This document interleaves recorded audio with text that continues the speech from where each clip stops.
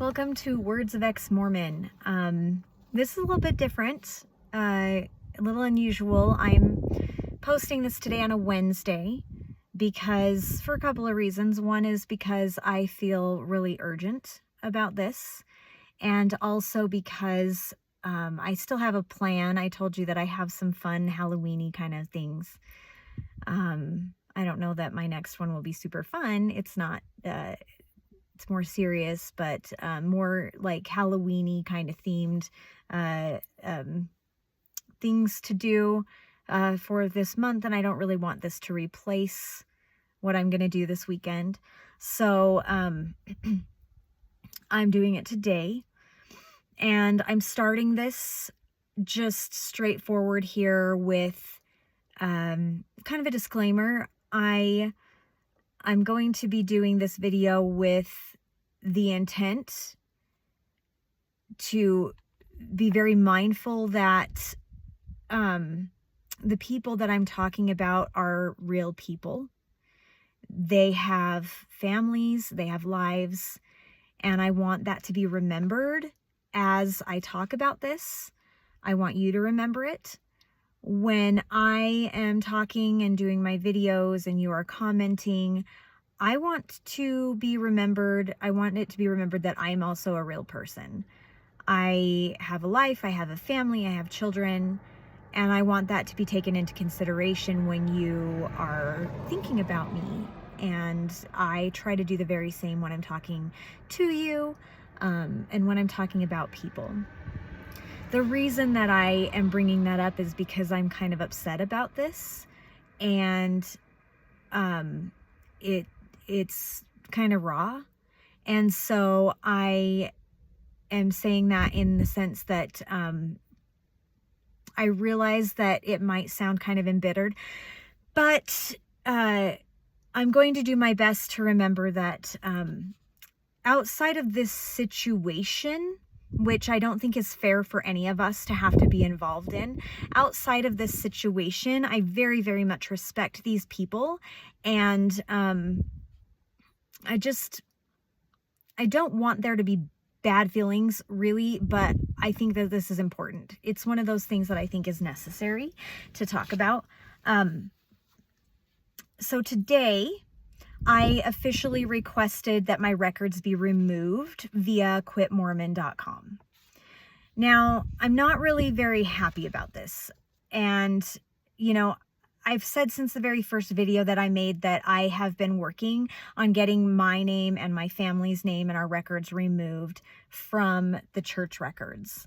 And this should be kind of like a really happy occasion, a really feel like a resolve, that kind of a thing, which I expect that, you know, the day that things are complete and my papers are out and everything and it's final, like there will be a mixed kind of emotion, that it might be bittersweet. You know, there are things that are difficult to leave behind, and there are things that are not, and it's also going to be a day of celebration. So, you know, it's bittersweet, but this situation is not bittersweet for the reasons that you would expect. You see, like, I really, really wanted to do this as a family. In case you don't know about me and my background, which a lot of you probably don't, I've mentioned it briefly maybe in some of my other videos, but 11 years ago, a little bit more than 11 years ago, almost 12 years ago, I got divorced. I was married previously, and I have 5 kids from that marriage. I have 6 total. I have five kids from that marriage. My oldest 2 kids are adults, and they left before I did. Those kids are one of the main reasons I stayed in as long as I did. But they've left, and since they're adults, like, it's not my responsibility to take them off of the church records. They either will or they won't. They aren't super in a hurry to do it, which reason being is that they just are not that traumatized, and I'm really happy for them for that they don't have the strong ties that bind me and make me feel like I need to get out. Their ward there where they're at isn't bombarding them. They haven't ever been contacted or anything, and so it's not like a driving kind of force for them, and I'm happy for them. And if they want to do that, they will. They're adults. My husband and I, we want our records removed for several reasons. One is just that we just don't want really to have our names associated with an organization that does some of the things that the church does. I'm not going to go into those today because that's just not the point of this video. There will be other videos. I've talked about some of those things in other videos. So, but that's one of those things that, we just don't, there's certain things that the church does we don't want to be associated. The other thing is just that, the church continues to say that the church is growing. They have 17 million members, when really only about 30% of those members are active overall. And so I just feel like I don't want to be counted as a member, and when, unsuspecting non-members are investigating and they're like, oh yeah, we have 17 million members. Well, only 30% of those are active, but I feel like it's like false advertising. And the church is like, we're growing so much, but really the church is not growing so much. Most people leave and they don't take their records out, and it's not a big deal. It's fine. I don't want to be counted among that, and I don't want to be part of something that is misleading. So, that's why. But in order to have a minor child removed from the church, you have to, and like Clementine isn't even a member of the church.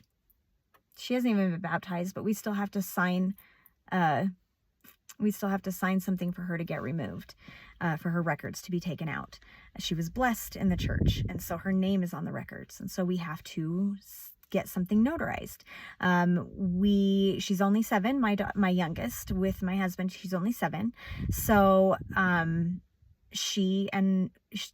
husband and I, we had her paperwork notarized together, and we signed it together.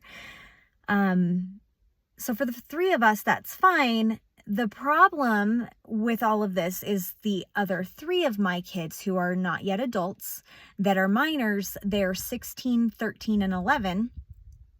And all of them have chosen to have their records removed.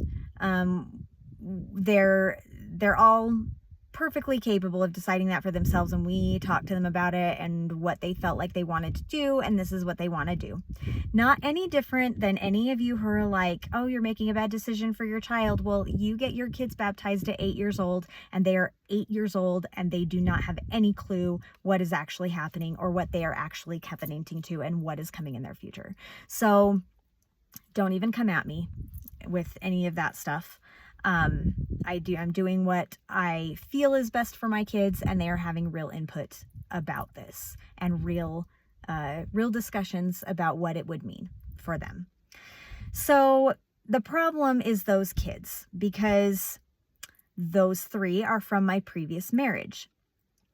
While my ex-husband is completely on board with this and with them getting removed from the records, he's actually been out of the church for as long as we have been divorced. So we're on the same page about that, and he's cool. We're good friends. We're on good terms. We co-parent well. The problem is that he lives 2.5 hours away.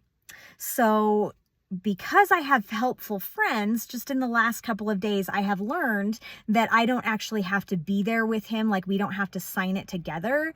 I guess I was under the impression that we had to sign it together because we got divorced, and we had to sign that together, and that had to be notarized together on the same day. And so I was under that impression, but I guess that legally I can give I can get the paperwork notarized for them and then give it to him, and he can get it notarized, and then we can send it in.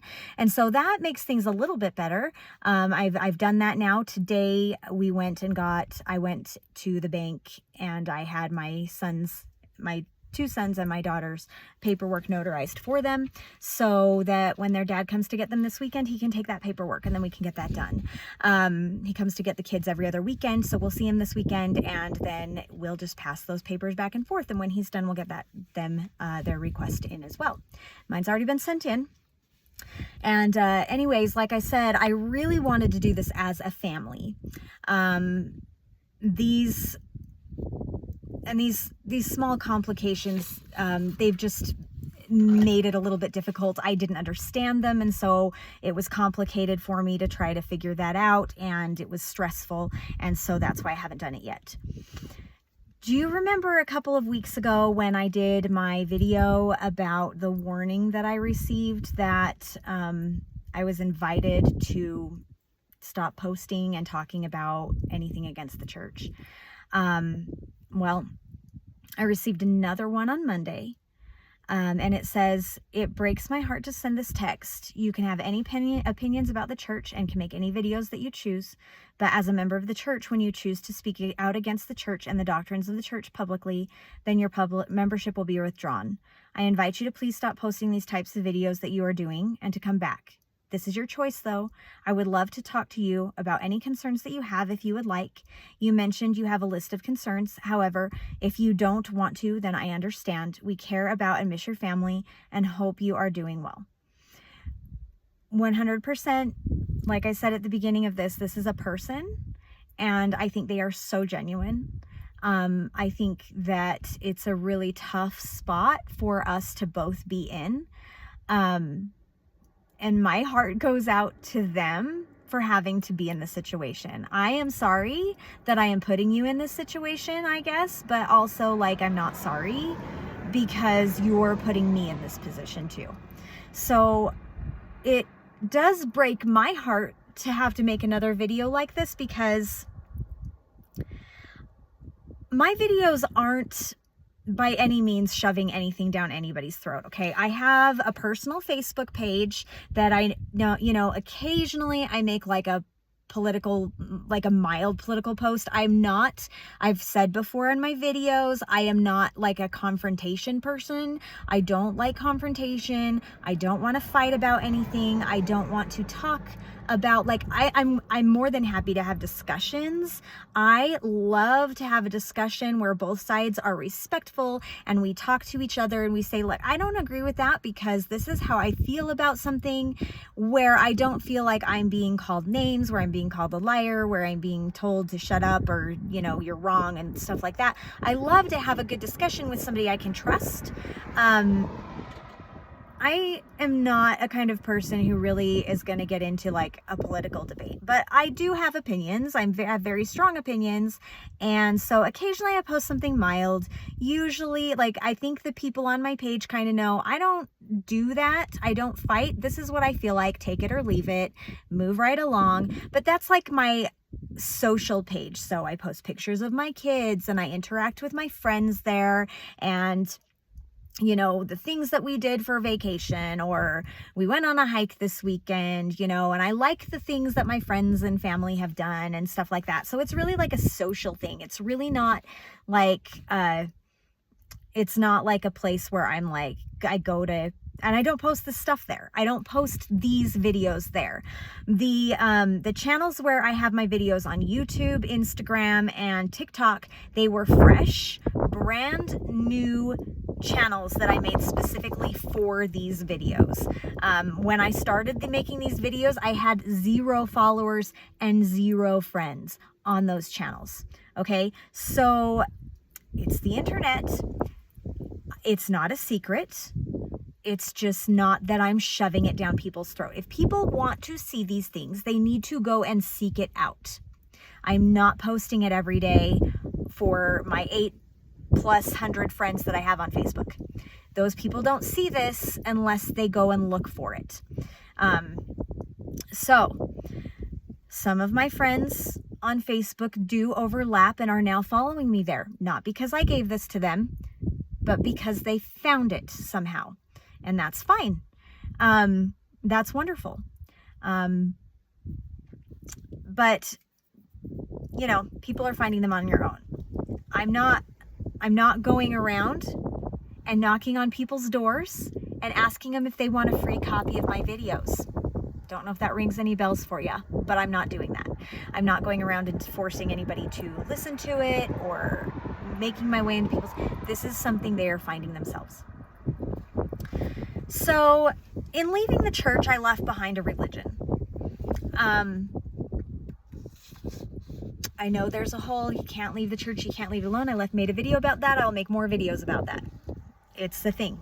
I know nobody likes to hear me talk, like the people, not believers, believing people don't like to hear us talk about it. It doesn't matter whether or not you like it. We have experiences. Your experiences may be better and they may be different, and that's wonderful. Thank you for that. You go ahead and continue to stay in the church and be where you are comfortable and where you are loved and where you are supportive. I'm happy for you. I really am. Many of us don't feel that way, and we are allowed to talk about it. Okay. Now, I left behind a religion, and I really hoped that the people in my neighborhood would just be people from here on out. You know, I posted recently just a little picture, a little meme that I made up that was just like, one of the weirdest things about leaving the church is going from sister to Mrs.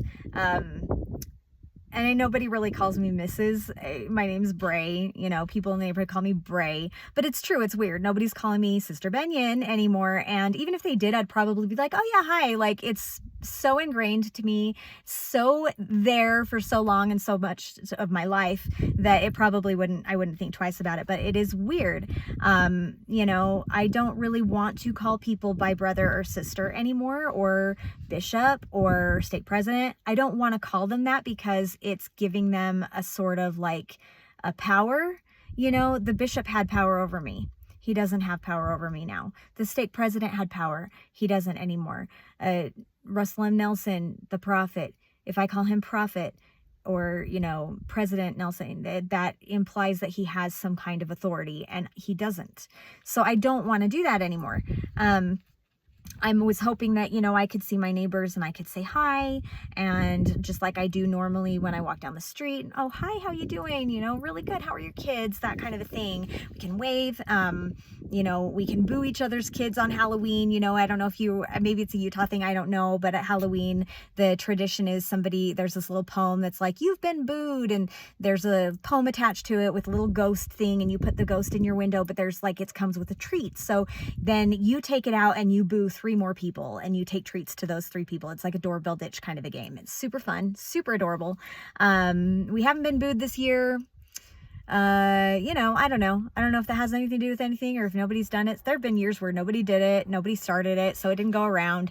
You know, I thought those would be the good kind of things. Like, I plan to be around neighbors' gifts at Christmas time, bring some treats, you know, those kinds of things. But I also have a person across the street I haven't seen since I left the church. She lives across the street from me, but I haven't seen her, and I don't know if that's on purpose or if it's just a coincidence. It could just be a coincidence. I'm not avoiding her, you know, but you know, if I saw her, I'd wave, and I'm sure that she'd be sweet. She's a sweet, sweet lady, and I do miss her. And I had hoped that we could just be people instead of having a elephant in the room, you know. And I get it. You know, this guy that sent me this message, he's doing his job. It's his job in the church. It's his calling. And I'm sure that he feels as though he's reaching out and doing his best to fellowship and to love me, but it's not love. That's not what love looks like. I really respect these people who are messaging me and my husband, but I just don't respect the content that they're sending me. I don't like making these videos to defend myself and my stance. I much prefer to make videos that we can, as a community, the community that I'm seeking out, that we can interact about and talk about, and we can empathize with each other and identify with these experiences and unload on each other in a place where many of us don't have anybody else that we can do that with. We are expected to leave and be quiet and become a ghost in the background. So we need to find more community, and that often means that in doing so, because many of us, like myself, I live in Mormon land, and some of my family isn't even safe, let alone friends and neighbors. And when I went to get my paperwork notarized, I was like, she's like, so what are you getting notarized? And I'm like, we're leaving the church, and she was so amazing, so awesome, adorable girl. She even was like, yeah, I'm kind of witchy. And I was like, oh, me too. I love it when I find somebody who's a little bit witchy. It's super fun. And so we really connected, and she was just very compassionate. But you don't know. I didn't know if I had gotten somebody who's like a true believing member, I could have been denied. It's true. They could have just been like, well, I'm not going to be notarizing that for you. Or they could have been very snooty and very rude. And you never know. I have had some snooty and rude experiences from people in relevant conversation where they find out that I am no longer a member of the church. And so, I don't like making these videos where I would much rather have the ability to make the videos that I want to make that inspire conversation, but I'm doing this because I think it's important to document. Now, please note, I stepped away from the church officially. The last day that I went was March 10th of this year. My very, very first video was posted on August 22nd. That's 7 weeks ago, guys. I have a max of about 200-ish followers on any given of my controversial websites, on my controversial pages. So, and most of them are crossovers. Most of those people follow me on all of those platforms. So, I can't, there are podcasters and YouTubers out there that have actively talked about how they haven't been warned about anything. They haven't been contacted about excommunication. They haven't removed their records. And they've been doing their podcasts and their outspeak for years. It took Nemo 5 years before he was excommunicated. And it was fairly without warning. He was in contact with his bishops all the time about this. His bishops and his stake presidents. He's talked about that. Everybody kept telling me, you're fine. You're fine. You're allowed to talk about your concerns. You're allowed to talk about these. You're allowed to have questions. You are just fine. You're not doing anything wrong. And Nemo, without a lot of warning, just all of a sudden got that excommunication. It took him 5 years, though. So he spoke out for 5 years. I've been speaking out for 7 weeks. It's freaking insane to me how closely they're watching. And it's honestly a little bit of a violation. I just cannot possibly be the biggest fish you have to fry. I cannot possibly be the biggest threat. So I literally feel like it's like a modern day witch hunt, modern day witch burning. I feel like it's separating me from my family, the way that the church is just so good at doing, because they don't just separate the bad people from their families. They separate everybody from their families. Even the good people don't get to be with their families, because the good people have to be separated from the people who leave the church or who don't believe or who drink coffee, heaven forbid, and they don't get to be with their families either. So families really can't be together forever. And I submitted my request for the record removal to quit Mormon this morning, without 3 of my children. They're still there. They're still members. That really affects me emotionally, because they're still in there and they're still captive and they're not free.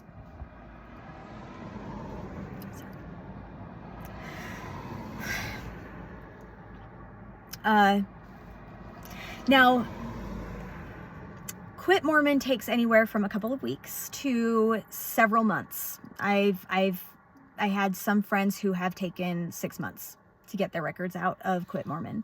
I don't really know how long mine are going to take. It doesn't really give you an estimation. So it takes that long. I do hope that mine is quick. But to those powers that be who are watching this and coming to see what bad thing I'm doing now, if you think that it's a possibility that a few months is not quick enough, then I guess go ahead and remove my records in the way that you feel you can. I would prefer that you let me do it, because my autonomy has been violated my entire life, which is too long already. And so this is the thing I wanted to do on my terms, and that's why I feel so urgent about it. But it's in the works. It's in there. It's submitted. It's in the works. I'm not sure. I've been told that once a person requests their records be removed through Quit Mormon, excommunication is not possible because it's already in the works. But I will tell you this. Whoever is listening, those powers that be, I will not meet with anyone about it. I do not owe you any explanations. I am entirely justified without having to offer justification. And I don't have to meet with you. People like to act like these videos and everything are like a big surprise. It's just so interesting because like when I kind of started to be witchy, people thought that was a big surprise. I was like, it's really not if you know me. If you know me well, it's really not a surprise. I've always been a little witchy. But neither is this. These videos are not a surprise. Maybe it's a tribute to how very badly I fit in at church that I don't have close friends from my ward who knew these things about me and who knew that I have been a content creator for as long as I've been a mom. Not always the most successful content creator. And sometimes when I was blogging about my family and was basically kind of like a Mormon influencer type blogger back when I had 3 kids and they were all really little, that was the blog that I had that I made money off of. And I was a big influencer at the time in my circles. That was before YouTube. Well, I think YouTube was around, but it wasn't like it is now. And we didn't have TikTok and stuff like that. That was 15 years ago. So I did that kind of a thing. I've had blogs where I've had photography. I've had blogs where I've written short stories and very fairy oriented kind of like genre and everything. And I would write something there every week. And I had hundreds of comments on all of my posts and things. And so, back when I got married to my husband, I started making cold processed soaps and I had an Instagram for that. And then, when my baby was born, she's 7 now. When she was born, I started making rattles on a lathe and I've had an Instagram for that. And I sold those there. And now I'm back making cold processed soaps. And so that's my other Instagram. And there's, this content is done on TikTok and YouTube with videos, which is just a medium that just really works very well for what I'm doing here. And it's less, text based and less photography based than what I would do before. But I've been making content forever. I'm extremely passionate about everything I do. It's one of the things that I feel has been really repressed by the church and what I'm supposed to look like and how I'm supposed to act and how as a woman I'm supposed to be behaving. So, I'm supposed to be very demure and very mindful and everything. And I always have to appear very Mormon to my Mormon counterparts. And I was. And I'm, and I wasn't supposed to be rambunctious in any kind of way. So maybe it is a surprise because I played that part really well. But I'm not demure at all. I'm very passionate about this. And so I'm going to talk about it. I don't feel like I'm being rebellious. At least not for the sake of being rebellious. Like I have explained before, I'm not doing this in order to necessarily influence anybody. I'm doing this to work through my own thoughts, my own feelings, process my own trauma, and to hopefully be able to build a community that, I'm able to be more authentic and more at home in. But no, I'm also not going to accept your invitation to stop making this content. And here's a message, because I'm no longer replying to any of those church-related texts or emails anymore. If you are watching this message, you're watching this to check on what bad thing I'm up to now, I implore you to leave. This page isn't for you. These videos are not for you. They are not made for you. And if you are watching with an open mind and an intent to understand and to learn, then please stay and interact, comment, ask questions. But do not watch me from a distance with the intent to catch me in something. If that's the goal, then just ask me. Take my records out as quickly as you can, rip the Band-Aid off with literally all due respect, because I very much respect these people as people. But you are not your neighbors. Your neighbors down the street from me, down the block. You're just neighbors. You are not lawyers.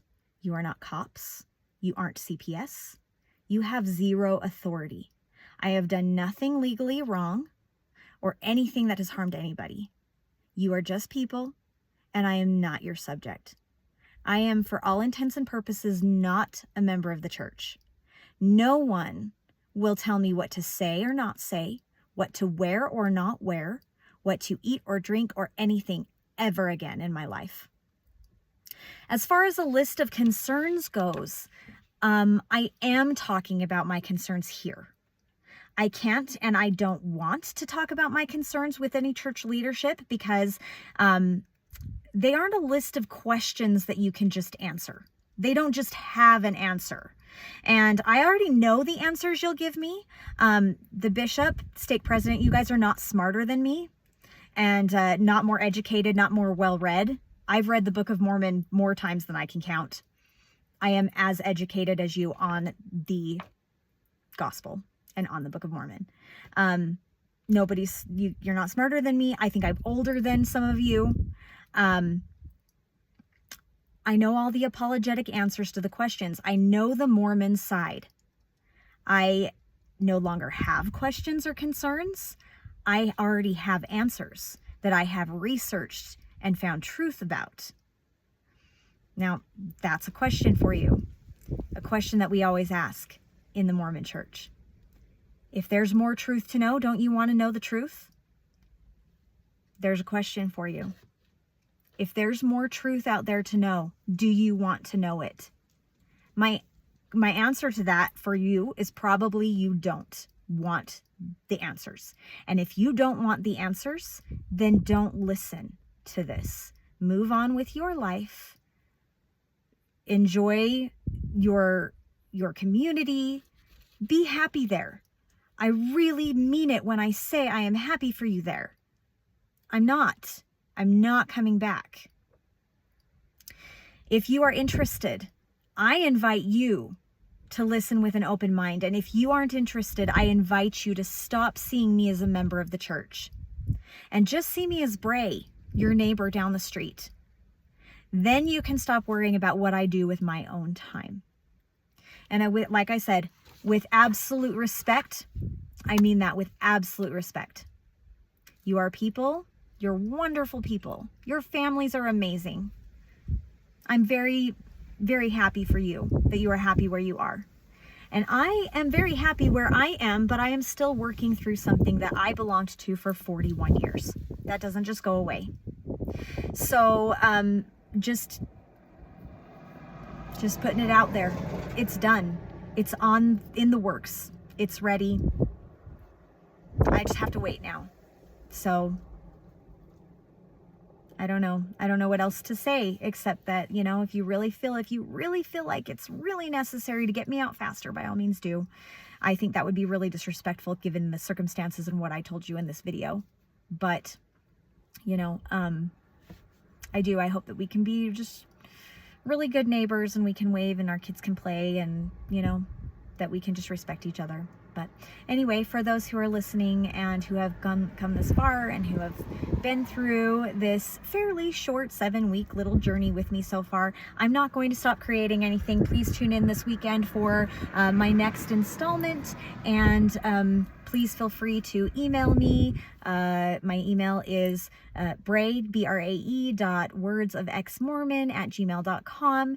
You can leave comments. I really welcome those. Thank you again for your support. I really appreciate you, and I will see you soon.